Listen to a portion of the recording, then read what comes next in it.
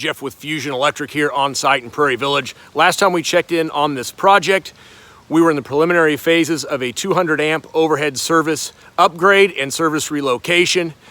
We now have the service relocated here to the backside of the chimney from the previous location over here where you see that orange ladder.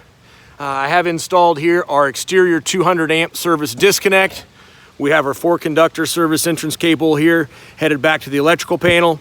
We also have our water main and ground rod grounds bonded here in the service disconnect. And we also have our intra-system bonding bridge here that'll be used for your phone, internet, or cable provider. We have removed the old service equipment from the back side of the house so the siding guys can finish up their portion of the job. We also have relocated temporarily the old overhead power line to this new location here using KCP&L's pigtail. This was done to restore power to the customer until Power and Light can get out and string up a new overhead line. This is going to be a wrap for us here on site in Prairie Village. Jeff with Fusion Electric, one-stop, full-service electrical contractor, fusionkc.com. Thanks for checking out my video.